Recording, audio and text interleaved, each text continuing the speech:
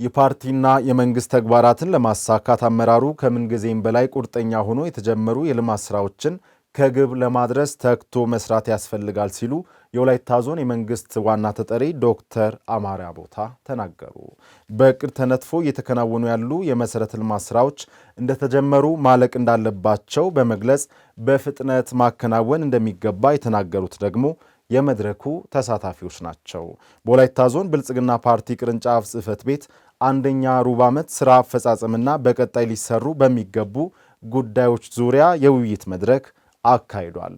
ለሰይፉ ሳሙኤል ዘገባ ሰናይት አብርሃም። በዚህ የመጀመሪያ 90 ቀናት ውስጥ የተሰሩና ተጀምረው ያልተጠናቀቁ የልማት ስራዎች በየመዋቅሩ ምን ይመስላሉ የሚሉት ጉዳዮች በአጽንኦት የተነሱ ሲሆን የህዝብን ፍላጎት ለማሟላት አሁንም የሚሰሩ ቀሪ በርካታ ተግባራት እንዳሉ በመድረኩ ተነስቷል። በመድረኩ የወላይታ ዞን ብልጽግና ፓርቲ ቅርንጫፍ ጽሕፈት ቤት ኃላፊና የመንግስት ዋና ተጠሪ ዶክተር አማረ ቦታ በዞን ደረጃ የፓርቲና የመንግስት ተግባራትን ለማሳካት አመራሩ ከምን ጊዜም በላይ ቁርጠኛ ሆኖ የተጀመሩትን የልማት ስራዎችን ከግብ ለማድረስ ተግቶ መስራት እንደሚያስፈልግ ጠቁመዋል። አብዛኛዎቹን አፈጻጸሞችን ስንገመግም በጥራት እንዲሁም በብዛትም የፈጸምናቸው ጉዳዮች አሉ። ውስን የተንጠባጠቡ ጉዳዮች አሉ። እነሱንም አካክሰን በሁለተኛው ሩብ ዓመት ለመስራት የመከርን ያለንበት ሂደት አለ። ይህ ሲባል አጠቃላይ በዞኑ ደረጃ የሰላም እንደገና የልማት የፖለቲካ ስራዎቻችን በአጠቃላይ በዳሰሰ መልኩ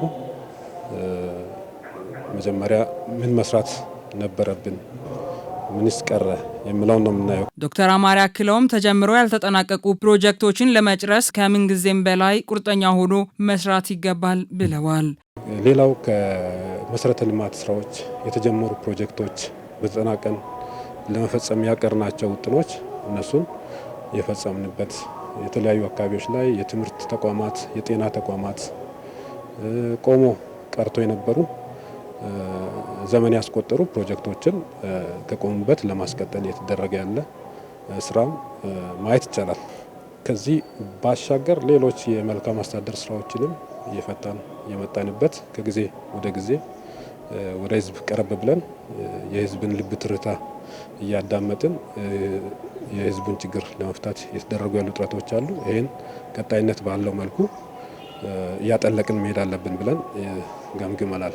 ህዝቡ የሚፈልጋቸው የልማትና መልካም አስተዳደር ጉዳዮች በቅደም ተከተል ምላሽ እንዲያገኙ ለማድረግ የተቀመጠው አቅጣጫ አመራሩ በሙሉ አቅሙ እንዲንቀሳቀስ የሚያደርግ ነው ሲሉ የመድረኩ ተሳታፊዎች ተናግረዋል።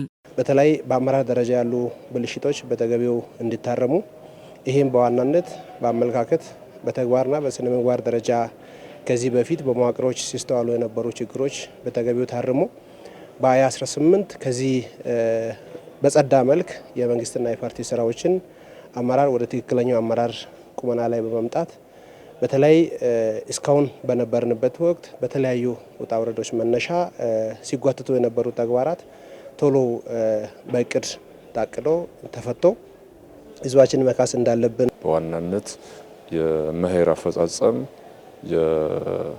ከተረጅነት ወደ ምርታማነት እንዲሁም ከልማት ትሩፋት አንጻር ከገቢ አንጻር በከተማና በገጠር ስራ ዕድል ፈጠራ አንጻር የተሰሩ ስራዎች ከፓርቲ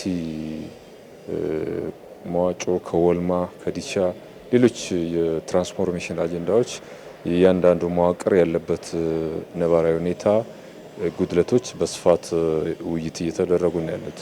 ይህን መነሻ አድርገን ለቀጣይም እቅድም ጭምር ትኩረት አድርገን ለመስራት የወሰድናቸው እነኚህ ማበረታቻዎች ለኛም አቅም የሚፈጥሩ ይሆናሉ። ካለፈው ከ2017 ዓመተ ምህረት አፈጻጸም መነሻ ጥንካሬዎቻችንን ለማስቀጠል ጉድለቶችን ለማረም ከአጠቃላይ ካለው መዋቅር አደረጃጀት ከአጠቃላይ ፈጻሚ ጋር የፈጻሚ ማዘጋጃ መድረኮችን በማዘጋጀት ያለፈውን በማጠቃለል አዲስ ዓመት እቅድን በአግባቡ ገምግመን ወደ ስራ ገብተናል። በመንግስትና በፓርቲ ደረጃ የታቀዱ ሁሉ አቀፍ ልማቶችን ለመተግበርና ለውጤታማነት የአመራሩ ብቃት ህብረትና ቅንጅታዊ ስራ ወሳኝ እንደሆኑ በመድረኩ ተመላክቷል።